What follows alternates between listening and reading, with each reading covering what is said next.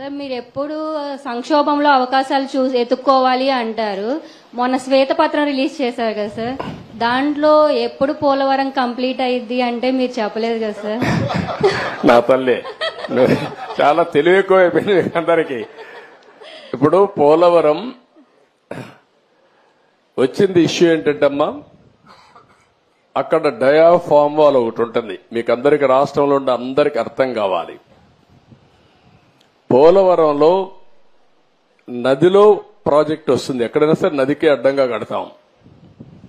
పోలవరం నదినే తిప్పి ప్రాజెక్టు కడుతున్నాం. ఈ నీళ్లు పక్కకు తీసుకొచ్చి అక్కడ ఎర్త్ కమ్ డ్యామ్ అంటే ఒక పెద్ద డ్యామ్ కడతాం.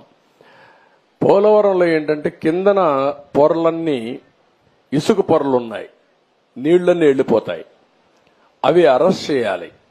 అది అరెస్ట్ చేయాలంటే ఒక స్పెషల్ టెక్నాలజీతో 95 మీటర్ల వరకు ఒక కట్టడం కట్టాలి. ఒక స్పెషల్ టెక్నాలజీతో ఒక పెద్ద కట్టడం కడతాం. దానికి జర్మనీ కంపెనీ వచ్చి మొత్తం వేశారు. దాన్ని డయాఫామ్ వాల్ అంటారు. అది నేనేం చేశానంటే, పోలవరంలో 6 నెలలే పనులు అవుతాయి. జూలై నుంచి వర్షాలు వస్తాయి, డిసెంబర్ వరకు వరదలుంటాయి. డిసెంబర్లో ప్రారంభిస్తే మళ్లీ మేకంతా పూర్తి చేయాలి. జూన్లో మళ్ళా వర్షాలు పడే పరిస్థితి వస్తుంది. 6 నెలలే వర్కింగ్ సీజన్. నేను కష్టపడి 2 సీజన్లో ఆ డయాఫామ్ వాల్ పూర్తి చేశాను, చాలా ఇబ్బందులు పడి. తర్వాత స్పిల్వే కట్టాం, అవన్నీ పూర్తయినాయి.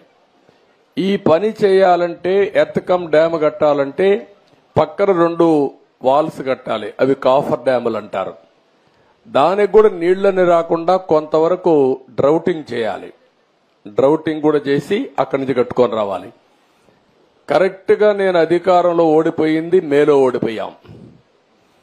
మే జూన్ వరకు గాని పనిచేసి ఉంటే డయాఫామ్ వాల్స్ అని పూర్తి చేసేసి ఉంటే నీళ్లు అక్కడికి వచ్చేటి కాదు.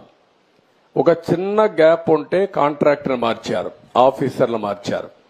వర్షాలు వచ్చాయి, 2 ఏళ్లు పట్టించుకోవాలా. నీళ్లన్నీ వచ్చి డయాఫామ్ వాల్ కింద నుండేదంతా సుడులు తిరిగి, ఎందుకంటే అవి పెద్ద ఎత్తున 20 లక్షలు 30 లక్షల క్యూసిక్స్ ఆఫ్ వాటర్ వస్తుంది. దేశంలోనే ఎక్కువ నీళ్లు ప్రవహించే నది గోదావరి. ఇప్పుడు ఆ నీళ్లన్నీ వచ్చి సుడులు కొట్టేసింది.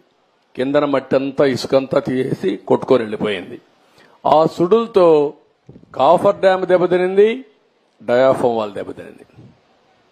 ఇప్పుడు నువ్వు అన్నట్టు సిడబ్ల్యూసి మన దేశంలో సెంట్రల్ వాటర్ కమిషన్ అనేది అతిపెద్ద టెక్నికల్ అడ్వైజరీ కమిటీ. వాళ్ళు చెప్పింది ఫైనల్. ఇప్పుడు వాళ్ళు కూడా చేతులు తీశారు, దీన్ని ఏం చేయాలనో మాకే అర్థం కావడం లేదని.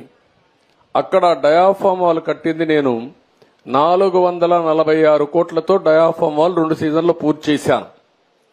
ఇప్పుడు 3 దిక్కల 33% కోసకపోయింది, దెబ్బతినింది.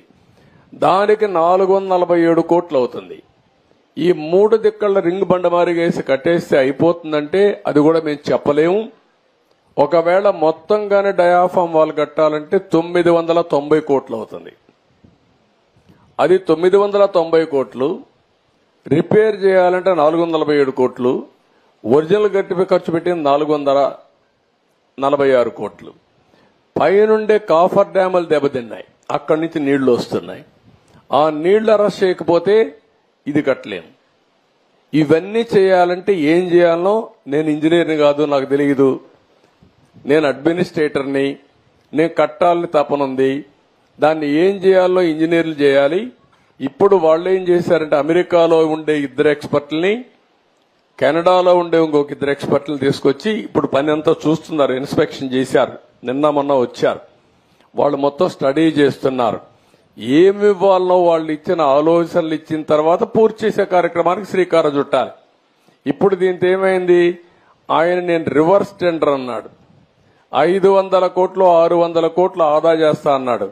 ఇప్పటికి నష్టం ఎంత తెలుసా తల్లి, 70,000 కోట్లు. ఇప్పటికి అది 1,00,000 కోట్లు పెరుగుతుంది. ఒక దుర్మార్గమైన ఆలోచనతో పోలవరాన్ని గోదావరిలో ముంచాడు. మళ్ళా అడ్డదుడ్డంగా ఆర్గ్యూ చేసే పరిస్థితికి వస్తున్నారు. ఆ రోజు పెద్దలందరూ వారించారు. గవర్నమెంట్ ఆఫ్ ఇండియా ప్రాజెక్ట్ అది, పీపీఏ అని ఉంటుంది, అంటే పోలవరం ప్రాజెక్ట్ అథారిటీ. వాళ్ళు మీటింగ్ పెట్టుకొని ముఖ్యమంత్రి చెప్పారు, నువ్వు తొందరపడుతున్నావు, తొందరపడద్దు, గతంలో కూడా మారికి జరిగింది, మీరు వెయిట్ చేయండి అని. గవర్నమెంట్ ఆఫ్ ఇండియా నుంచి సెక్రటరీ చైర్మన్ దానికి ఆయన ఒక లెటర్ రాశాడు, తొందరపడద్దండి, 2 రోజులు వెయిట్ చేయండి, మేము రిక్వెస్ట్ చేస్తున్నాం మిమ్మల్ని, తొందరపడి మీరు నిర్ణయం తీసుకుంటే రేపు పాత కాంట్రాక్టర్ కొత్త కాంట్రాక్టర్ ఇద్దరి మధ్యలో ప్రాజెక్టు మునిగిపోతే ఎవరినడగా తెలియదు, ఎవరికి జవాబుదారితనం తెలియదని చెప్పినా వినకుండా ఇష్టానుసారంగా చేసే పరిస్థితికి వచ్చాడు. ఇది టెక్నికల్ సబ్జెక్ట్ అయినా ప్రజలు అర్థం చేసుకోవాల్సిన అవసరం ఉంది.